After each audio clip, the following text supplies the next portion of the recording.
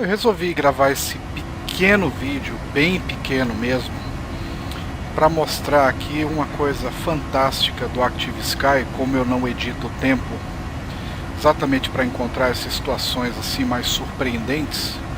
Vou mostrar aqui para vocês o que é na verdade uma situação de turbulência moderada, simulado aqui pelo ActiveSky. E os efeitos de câmera são do EasyDock Camera. Então a gente vê claramente a turbulência, a aeronave está balançando bastante. Obviamente a gente pode ver esse efeito de turbulência aqui também nas asas da aeronave.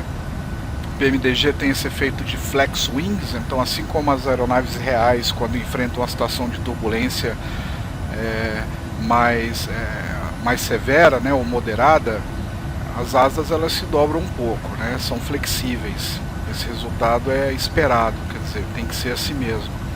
E aqui nessa situação a gente está vendo aqui essa reação de simulação, aonde a injeção da simulação da turbulência é colocado pelo software ActiveSky, e o PMDG faz toda a simulação dessa turbulência.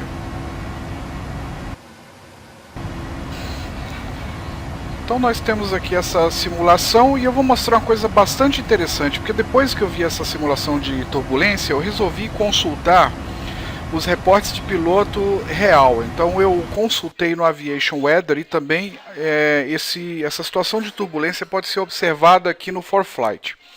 Então essa parte amarela aqui é um reporte de tempo significativo,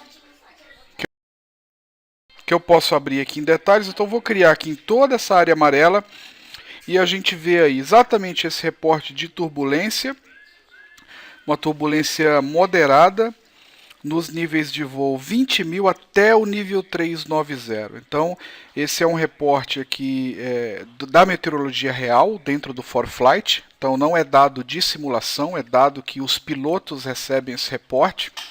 Né? E o interessante é mostrar como o ActiveSky pega esses dados e simula, né, tudo isso. Acabei de ter uma desconexão aqui do autopilot, do autothrottle, bem provável causado por essa situação de turbulência. Estou tendo um overspeed aí, deixa eu atuar, desligar o autothrottle, reduzir toda a potência, me recuperar aqui dessa situação de risco de overspeed. A gente está bem próximo do tape ali de overspeed. E agora eu vou religar o autothrottle, ele religar o VNAV. A aeronave se recuperou. Então quando a gente tem uma situação de turbulência mais extrema, a gente pode perder o autothrottle, pode perder o autopilot, né? Então olha só, situação de turbulência real, mostrada aqui pelo aplicativo ForeFlight. E nós temos esta turbulência com a mesma intensidade da turbulência real, sendo transferido aqui para a simulação, para a experiência de simulação, graças ao ActiveSky, aos engines meteorológicos do ActiveSky. Então como é realístico, né? O ActiveSky, a gente tem uma situação praticamente de delay zero, ou seja, a situação real daquele instante de tempo já é coletada e armazenada nos servidores da ActiveSky, consequentemente transferida para os seus usuários. Sem dúvida nenhuma, o melhor software de motor meteorológico para simulação de voo, sem a menor sombra de dúvidas.